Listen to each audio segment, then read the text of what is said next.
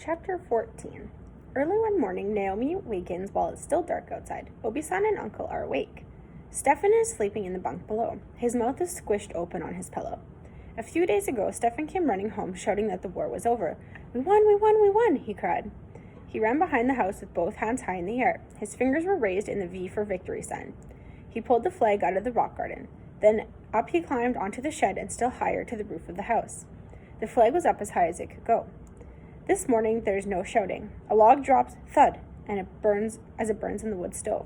The coal oil lamp is on. Beside the lamp, Baby is sitting on a tin of sardines. She's looking over the window. Last week, Mitzi and Raggedy Ann and Baby and Naomi had a tea party in the playhouse. A chipmunk came to visit. It was the first time Baby had seen a chipmunk up close. Baby threw a temper tantrum when the chipmunk went away. She's getting quite spoiled, Naomi thinks. After the doll came home, she wanted to sit on the table every night and watch for chipmunks. "Stefan," Naomi whispers, leaning over the side of the bunk. She blows in his face. "Wake up," she says. Stefan keeps sleeping. "So early?" Uncle whispers as Naomi takes Baby off the sardine tin. "Not sleepy?" Obi-san also whispers. Her long braid is dangling down her back. She is at the stove, quietly putting in a piece of wood. She puts her finger to her mouth and hands Naomi a slice of bread that is toasting on the stove. Naomi gives a corner to Baby and another one for her to give to the chipmunk. Outside, a dog is barking. A light wind is blowing through the branches of the trees.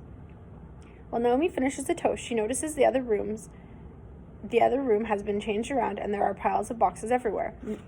Nomura Obi-san went away months ago to stay with her daughter, but her cot is in the room again. Has she come back? "Who's here?" Naomi asks, standing on tiptoe. The sleeping person is facing the other way and an arm covers the head. The arm moves in. Naomi can see the back of the head, the straight black hair just like Daddy's. Is it Daddy? Can it be Daddy? Naomi's hands drop with a slap to her thigh. It is, it is. Without turning his head, he lifts his finger and beckons. "Good morning, my Naomi," he says. How does he know it's her? She hasn't even made a sound. He turns then and smiles. It's her very own father, her daddy who plays the violin and sings, her daddy who rocks her in a rocking chair, her daddy who nibbles her tea biscuits and stands on a ladder to pick the cherries and the ripest peaches. Naomi jumps over a box onto the cot and she is in his arms again, her father's arms. His hands touch her face. She wraps her arms around his neck. The button of his pajama top presses into her cheeks. There's an illustration on this page. Into her cheek.